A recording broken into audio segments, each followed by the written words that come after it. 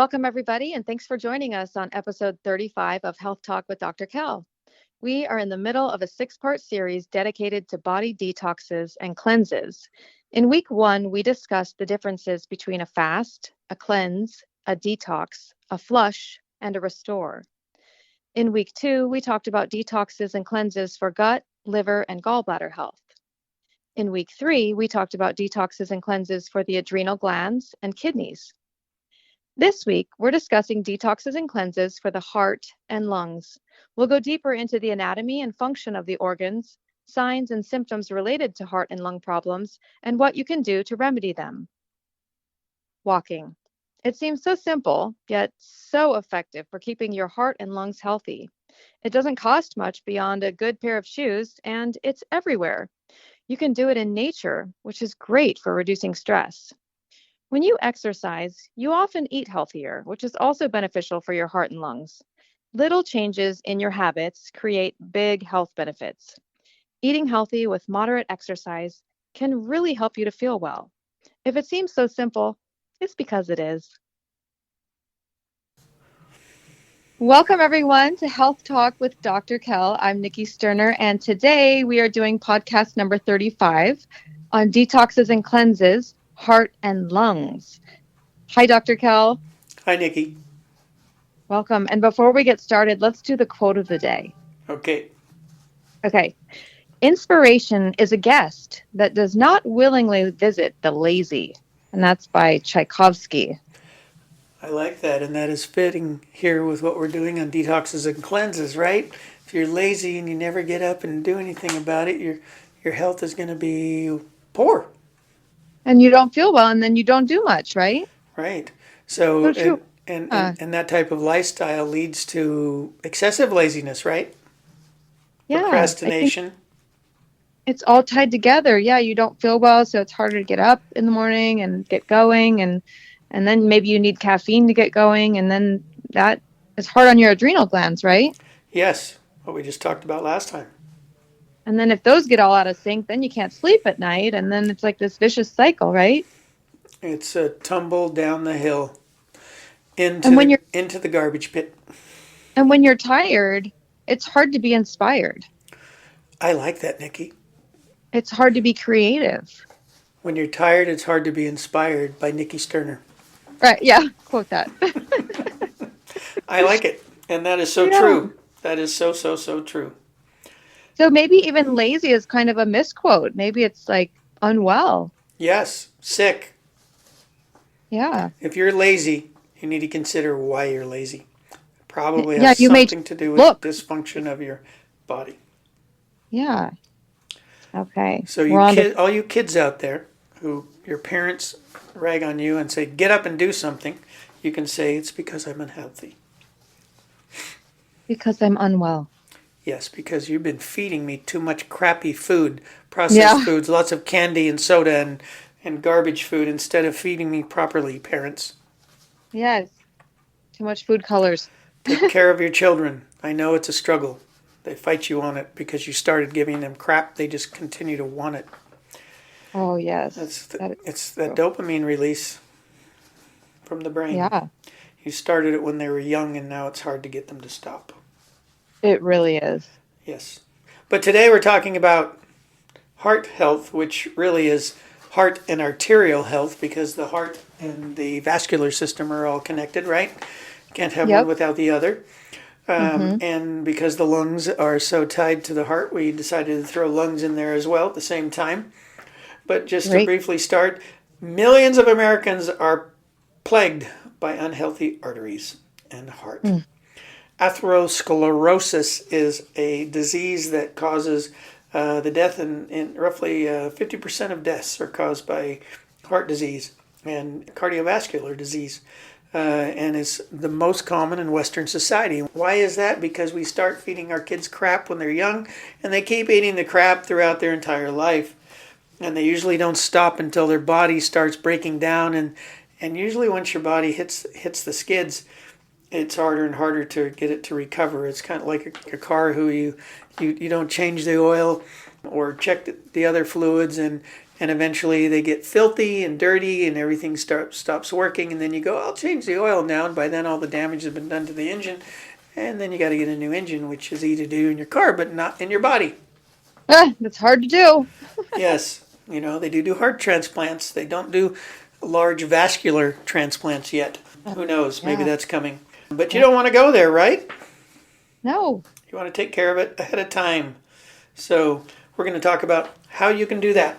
And we've already said partially how you can do that. And what's a big one, Nikki? We talked about it in every detox episode so far. And this kind of follows the same process, though, doesn't it? It's always about getting rid of the sugar, getting rid of the processed foods, getting rid of the caffeine and the alcohol.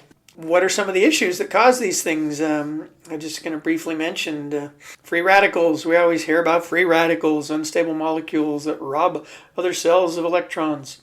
Those things are in your body, and those are created, often come from the processed foods. Let's talk a little bit about what causes the atherosclerosis. For a long time, it was thought it was you're eating too much cholesterol. Low HDL levels and high LDL levels, right? That was what it was thought of, and always talked about, this is what's causing the plaquing in the arteries. Well, guess what? The science is changing, and the reasons are changing, and now the new science says it's insulin resistance is the cause. And you've heard of insulin resistance, correct? Wow, really? Yes, insulin resistance. And what is that? So basically, we're talking a little bit about the function of the pancreas. What happens when you eat a real sugary diet? You drink a soda. You get a huge flush of insulin into your system because all of a sudden you've got a whole bunch of sugar in your blood. And your body says, too much sugar. And we need more insulin to balance it out. And so then you produce a bunch of insulin. That process constantly being repeated, your body begins to have a resistance to the insulin, and the process doesn't get balanced right. You start to burn out the cells in your pancreas that produce the insulin, and so then you stop producing enough insulin, and over time you do damage to the pancreas, and then you get diabetes. Type 2 diabetes. Type 1 diabetes is you were born with not enough insulin-producing cells. That's what's causing the formation of the plaquing in the arteries, not LDL, that's the cholesterol floating around in your system. So what's happening, one of the things that from a natural perspective that hasn't been proved necessarily by science, at least I haven't found a scientific article regarding it, but one of the thought processes are when you go through the function of the body is that your body trying to heal itself. You've got arterial damage from poor nutrition, lack of proper vitamins, lack of proper minerals. Basically, your pH of your blood is either too high or too low. Neutral acidity is the scale is 1 to 14, and 7 is neutral. Water is 7. Well, the blood is considered to be, on average, where it should be is about a 7.35 to 7.45. Not a wide area there. So if it gets too acidic or too basic, it can cause damage to the lining of the blood vessels and to the heart. And so poor diet, lack of minerals, lack of proper nutrients can alter that pH in the blood. Too much glucose, sugar floating through there can cause damage to the vessels. The thought process is, at least from a natural perspective, is the plaquing is one of your body's ways of trying to patch those damaged areas, and they typically occur at the bifurcations of vessels. Then over time it builds up too much, and then it breaks off and causes a clot, and then you either get a clot in your heart, you get a clot in your lung, or a clot in the vessels itself as they travel through your body, and then that can cause a stroke, that can cause a heart attack, that can cause a lung embolism, and kill you or deeply damage your brain, etc. And then, like we said before, over 50% of the people in America die from this type of a problem. And it's due to our Western diet. And the rest of the world is beginning to see increases in these problems. Because why? Because they're all starting to eat the crap that we eat. Yeah. And it's being promoted by, it's all about the money, right? They keep promoting these things. They taste good to people. At least after you take it a few times, it tastes good, so you keep eating it. And you get the dopamine release in your brain, and so you become addicted to it. Insulin resistance. That's what they're saying now is the biggest cause of arterial plaquing. Okay, so let's go on now. What can you do about it? We've got 16 artery cleansing foods, and we're going to throw that on to heart cleansing and lung cleansing foods that help produce that. We're going to talk a little bit more detail about the lung after we go through these. First of all, fatty fish. Fatty fish. You like fatty fish? I love salmon. Salmon, there you go. Salmon, sardines, anchovies, and mackerel are on the top of the list with the omega-3s. They're very anti-inflammatory, very protective to the vascular system, and help maintain that proper pH of the blood. They help in platelet aggregation. They help balance your triglyceride levels, which high triglycerides, you'll find most people that eat the high-fat diet are always high in triglycerides and low in the good HDL cholesterols. And, we're not throwing LDLs and HDLs and all that original data out the window. There is a connection there because those circumstances are caused by that crappy diet, but it's really the insulin resistance that occurs in the system because of the constant intake of high sugar diets that affect you. The other thing I want to mention, white flour. One of the things, and we're getting off topic for a second there, but it just reminded me I wanted to mention it because I don't think, I'm not sure if we talked about it when we talked about liver, but white flour is bleached and it's bleached with chlorine. Chlorine is very damaging to the liver. White flour is always on the list too for all these other things, but especially due to the fact that there is chlorine residue in the white flour, and so it's damaging to your system. Crazy. Yes. Flax seeds are on the list. Flax seeds. We've all heard about flax seeds, anti-inflammatory, plant-based omega-3s. Those are good. They contain fiber as well, and so those are good for you. Berries, we briefly mentioned in the last podcast. Berries are raspberries, blueberries, strawberries. All these things are good for your arterial health, and you should eat lots of them.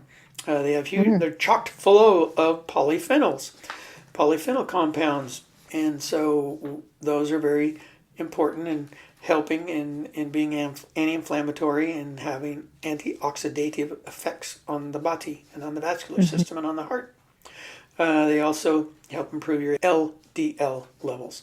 Citric fruits, jam-packed with, again, polyphenol compounds and flavonoids, which are part of the polyphenol family. Bioflavonoids, do you like to eat lots of fruit? Here in California, we get lots of citrus, but not the rest of the country. Doesn't always, especially in the middle. You guys grow citrus in Atlanta or in Georgia? I don't know if they grow it here. I know I just got a bag of grapefruit. You get a lot in Florida there, right? Yes, Florida for sure.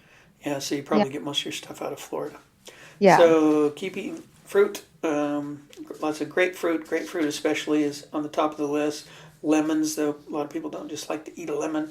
But again, add slices of lemon to your water. There you go. Extra virgin olive oil. We talked about drinking olive oil being good for your kidneys. Lemon and olive oil together as part of a regimen if you've got stones. Also good for helping your cardiovascular system. Monounsaturated fatty acids. Again, you've got the good fat from olive oil and instead of the bad fat that we often are connecting everything to. Avocados. Do you like avocados? Yes. What was this type of fat that you said? Monounsaturated fats. MUFAs. Unsaturated. Rich. Extra virgin olive oil is rich source of monounsaturated fatty acids. MUFAs. And polyphenol antioxidant compounds. So you want your MUFAs. And you said avocados are a good source? Avocados are another, a 1-2 punch for cleaning out your arteries. That's what this article talks about. Great source of fiber, chock full of 6.5 grams with half an avocado. Contain loads of blood sugar stabilizing cholesterol, optimizing MUFAs, just like the extra virgin olive oil. So MUFAs, we like MUFAs. Okay. Okay, that can become our new mantra, MUFAs. MUFAs. Yes. We're going to make a stuffed animal. Name him Mufa. Very good. Next thing on the list, legumes. Do you like legumes? Do you know what legumes are? My body doesn't necessarily like legumes. I don't know. No, you have a bad reaction to legumes. Too much fiber, maybe? Yeah, I'm one of those people. Very high in fibers. But we did talk about kidney beans, right? Kidney beans fall in the category of legumes. Peas. You like peas? Nope. No, I love raw peas. I worked one summer in eastern Washington on a pea combine and pea swather where we processed peas right out of the field, and never had such good tasting peas fresh from the field. Love those things. Chickpeas and lentils. High doses of fiber. Maybe your body's a little bit too much fiber for you, but they're very healthy for you. So try to get some of that if you can. Very good at lowering the LDLs. American Diabetes Association loves legumes. So remember that. Tomatoes or tomatoes, depending on how you'd like to say it, are supposed to be good for you as well, although there are some that say that tomatoes are part of the nightshade family. Potatoes, tomatoes, eggplant, and bell peppers are part of the nightshade family. So there are some things in those that some say actually increase inflammation in the body, but we're saying the lycopenes in the tomatoes are actually helpful at giving you good HDL levels. Play that one by ear and see where you want to go with that one on the tomatoes. Okay. Do your research, and if you like tomatoes, your body's saying, I want a tomato, then maybe you ought to have one. Okay? Listen to your body. Yeah. What's an allium vegetable? Do you know? An allium? An allium vegetable. This is like garlic and onions. You're so good. Is that right? You are very knowledgeable, Nikki. Yes, you're right. Onions, leeks, chives, scallions, and scallots. All those things are good in organosulfur compounds. Let's see, those help lower blood pressure, reduce inflammation, and reduce platelet clumping, which can be an issue when it comes to getting blood clots. All those things, you should eat plenty of those things. They're very good for you. Okay. Walnuts are on the list. Regular walnut consumption can be associated with reducing cardiovascular and coronary heart disease. Help reduce the buildup of plaque, according to this article. Animal studies. Of course, we always have to do it on animals, but I don't think any animals were hurt in this study. Consuming walnuts as part of a high-fat diet resulted in a 55% reduction in atherosclerotic plaque development. So basically, they fed these guys crappy things, but they also gave them walnuts. They didn't show signs of damage because they were eating the walnuts. They kind of balance out. So it kind of helped balance it out. Now, that's not giving you an excuse. Say, okay, I can eat all kinds of junk food as long as I eat my walnuts. That's right. Okay. One candy bar, one walnut. Yeah, and moderation, all things. We're not saying here, and we're not perfect either. I'll eat a little bit now and then. We have family gatherings and other things, and church gatherings, and they often love. Everybody loves to breathe in junk, so hard not to partake of a little bit now and then, and that's okay as long as your main diet stays good, right? Yep. Oh, we're back to beets again. Beets. We talked about beets last time. Not my favorite food when it's cooked, but raw I'm okay, and better off in juice. And probably don't need to say a whole lot more about that. We talked about it before, unless you wanted to mention something. Aren't the beets kind of shaped like a heart? I never thought about it that way, but you're right. You're right. Kind of. Just like the kidney beans for the kidneys, the beets are for the heart. Let's see. I think I read that somewhere. Help to lower blood pressure and prevent damage to the artery walls. Put them in smoothies. Mix them with your olive oil and other ingredients. Okay, we got a long list here. You just throw it all together in a blender and blend it up. Yeah. Next thing, spinach. Everybody loves spinach, right? Popeye loved spinach and made him strong with big muscles. So it also gave you good vascular health. Green leafies increase your fiber content, lots of micronutrients and minerals in spinach, and studies show that it reduces atherosclerosis. Okay, now here's the one that all people are going to like. One item on here that might be considered a source of, by some unknowing people might think it a type of junk food, but dark chocolate. Aha. Dark chocolate is good. You can buy 100%, 80%, 70% is common. The darker it is, the more bitter it is, but the healthier it is. Flavonols are good for you, and that's what's contained in dark chocolate. They boost nitric oxide production, which lowers inflammation and prevents blood clots. So it actually is a mild form of thinning the blood. So a blood thinner, natural blood thinner. So I suppose if you're on Coumadin or one of those blood thinning substances, you might not want to eat a lot of dark chocolate. Oh. Any other thoughts on that one? Do you like dark chocolate? I do like dark chocolate. Well, I can't eat too much of it, so I can just eat. Otherwise, I'll be awake at night. Oh, will it wake you up? Because there is some Mm-hmm. caffeine in chocolate, right? Yes. Yep, there's a Yeah. small amount of caffeine. It does taste so good though. Yes. Spices. Spices. Cinnamon is supposed to be great for heart health and vascular health and type 2 diabetes. Taking lots of cinnamon. Cinnamaldehyde. It's What? organic compound in cinnamon, curbs the risk of blood clots, so there's some thinning anticoagulant properties in cinnamon. Other good things for heart health types of spices are ginger, turmeric, and we already mentioned garlic under the other category Mm-hmm. with onions and that. Last thing here is green tea. Green tea has been shown to decrease vascular cell adhesion and to be anti-inflammatory. So, but it does contain caffeine too, so another consideration. All right, last thing to mention, fasting. Intermittent fasting is kind of more common and more talked about lately. Have you ever done any intermittent fasting?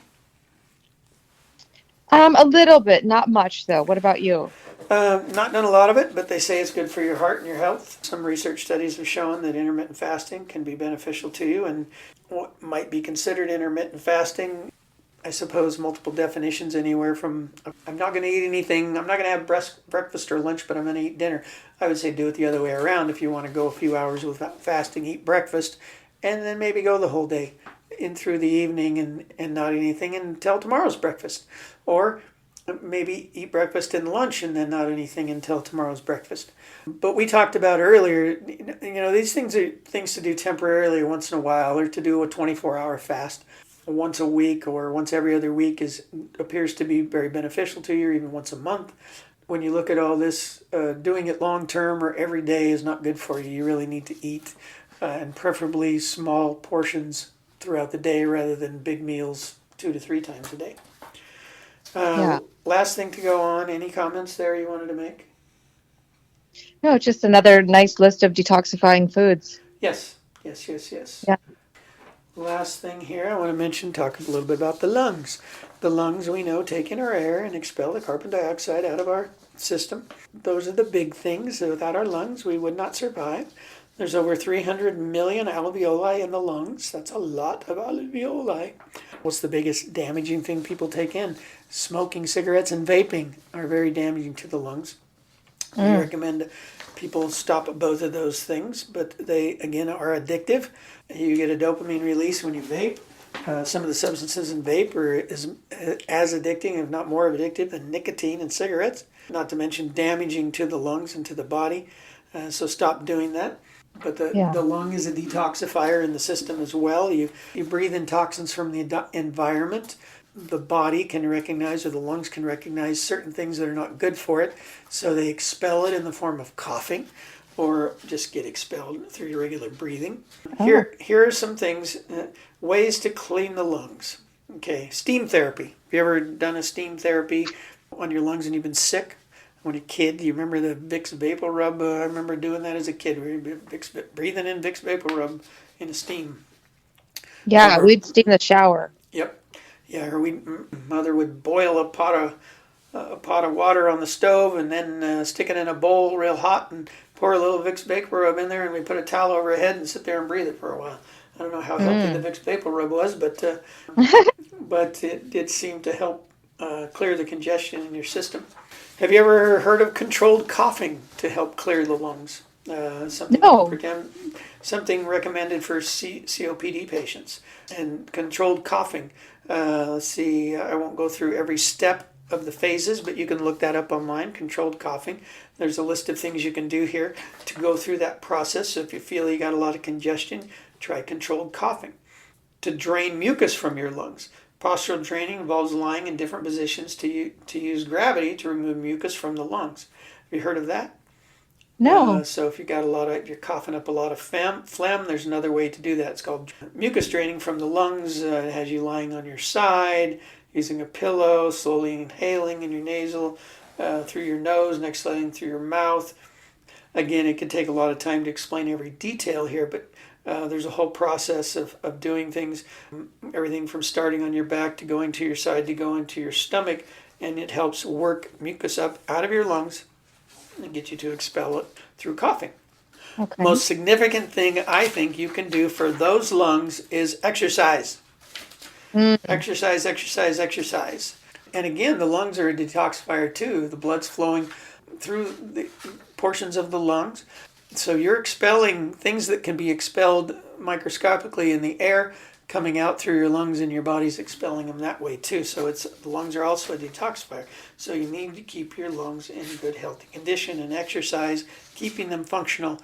A very sedentary person, lung capacity really reduces, and you need to keep good lung capacity and good breathing going on to get in good oxygen, good nutrients into the body. It's one of the ways we get nutrients into our system too, is through the air.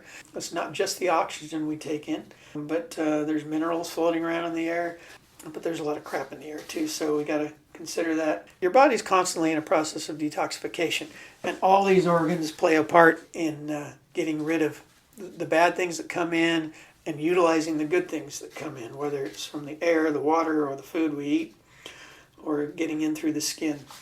And last of all, like the lungs, like the heart and everything, and anti-inflammatory foods are very important for the lungs. Turmeric, leafy greens, cherries, blueberries, olives, walnuts, beans, and your favorite lentils. Turmeric, walnuts, Yeah, berries. kind of like some of the things we've already said. Yeah, Yeah. turmeric, leafy greens, cherries, blueberries, olives, walnuts, beans, and lentils are on that list. Beans are kind of thrown into lentils usually, but this list separates them. Let's see. Chest compressions, percussions is another effective way to remove excess mucus from the lungs. Not the chest compressions they do for someone who's having a heart attack, but tapping your chest with your hand, chest compressions, can help loosen things up in the lungs. I was performing that, if you're wondering what that sound was. I was beating my chest. Can help bring things up out of the lungs. There are many things. I would recommend people go online and look up these kinds of things as far as what you can do to your lungs to clear out mucus in the lungs. There's several different processes you can do. But that's all I have to say about the lungs and the heart today. Did you want to make any final comments, Nikki? So the lungs, you take in oxygen and you expel carbon dioxide. The main things, yes, but you Main also thing, the main expel anatomy. toxins as well that you bring in through the air, and along with the carbon dioxide. The body will reject the things, typically, if it's functioning normal, will reject the stuff you breathe in that doesn't like all the plastic and all those things. Some of the things that the body doesn't recognize as bad, so it sucks it in and then goes through and has to be the rest of the organs and have to get rid of it that way. But the lungs do take care of some of it. So you said to detox the lungs, you cough. Coughing is one way. Mm-hmm. Is one way to get rid of stuff. Because like someone Yep. that has a consistent cough, they Yeah, that's probably have something in. Yeah, something's going on with their lungs or their bronchi when they have a consistent cough. It could be irritation to the bronchi. Could be irritation in the throat that cause you to cough as well. The body's trying to normalize itself and balance itself, because it could be the body trying to rid itself of something that's it's not able to get rid of. It could be, if it's temporary, that's your body's process of getting rid of that temporary thing. You got a lot of mucus coming out of your sinuses down into your throat. You can have a chronic cough due to that.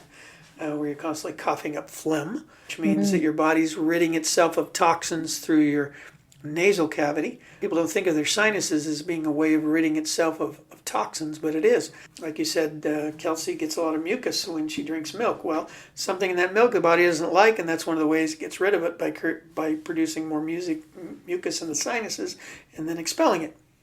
Mm-hmm. Drains into the throat. Yep. Yeah, and then you cough it Yeah. up. Yep. Yeah. Wow. So it sounds like a lot of the organs and the entire body, a main way to cleanse them is through food. It is.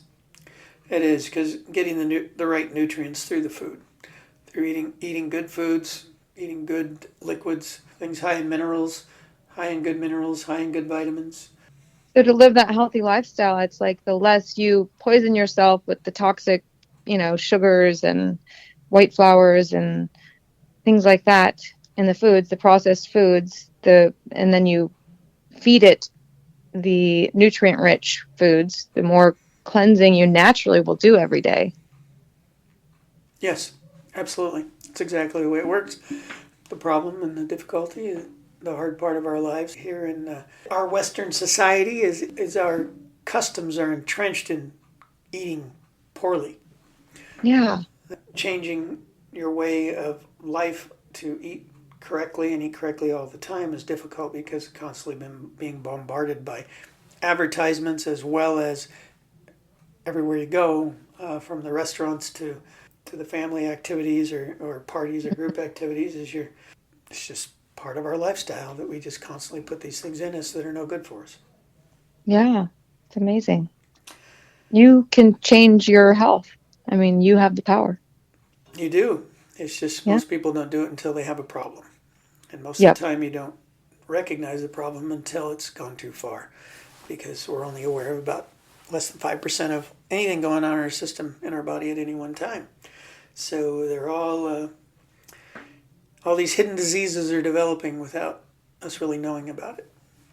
And we've talked about the signs today about how do you tell when it's happening. You can't really tell when you're building arterial plaque, but you can tell the way you feel if you're eating a high sugar, high carb, crappy diet, high processed foods, high salt diet.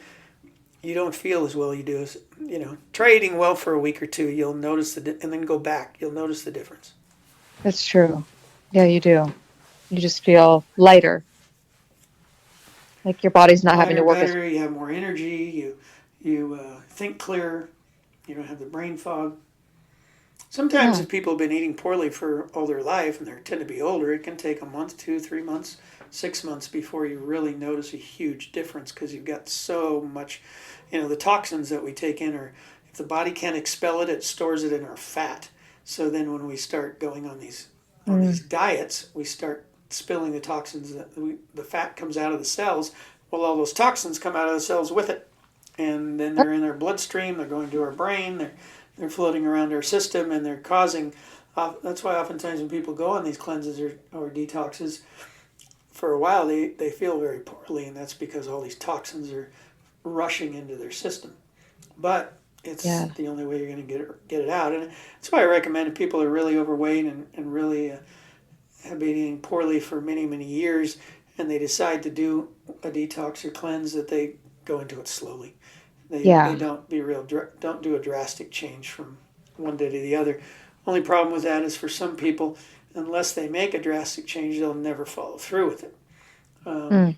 But if you're on one of these things and oh wow, I often will put people on these types of diets, and the problem often is they'll like the 21-day cleanse, is a common one, and during that 21 days you're eating different foods and getting rid of other things, and it's not uncommon, especially if people do these things for the first time. After the first during the first week they cheat, they have a candy bar, they drink a soda, or something happens, they eat some crappy processed food because they're Yeah. really craving, they can't stand it, and then they go, oh, I just blew it, and then they quit.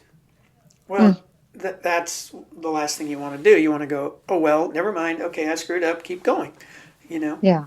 and you Yeah. just keep on going, and the first time you go through, for the first time you do it, maybe you mess up a few times, but you continue on, you do the best you can, and then either you continue doing it and you do it again, or you take a break and then a few weeks and start on it again, and maybe it's going to take you 2, 3, 4 times of doing this type of a life change to eventually get to a point to where your life change is permanent. Now you typically eat healthy most of the time, 90% of the time, doing what you're supposed to, eating what you're supposed to, and Yeah. every now and then you have a little junk, but you don't fall off the wagon.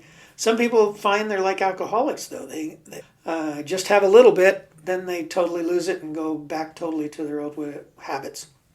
Of eating. And if you're Yeah. that kind of person, you just need to recognize that you can't have any at all ever. You just need to eat healthy all the time, which is be the best thing for all of us anyway. Yeah. Wow. Well, great discussion today, Dr. Cal. Thank you so much for educating us on the heart and lungs.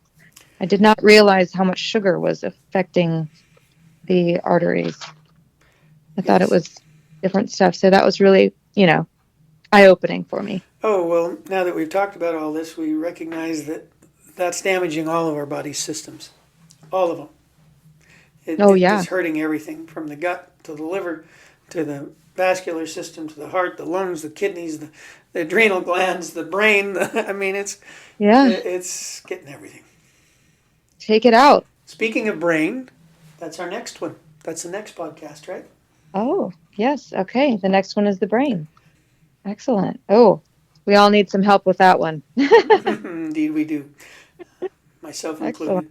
And thanks everyone for listening today. And be sure to tag a friend or a family member if you learned something or if you know of somebody who needs to switch up their diet or incorporate some of these new foods or healthy foods into their diet and their life. Yes. All right. Well, thank you, Dr. Kell, and thank you, everyone.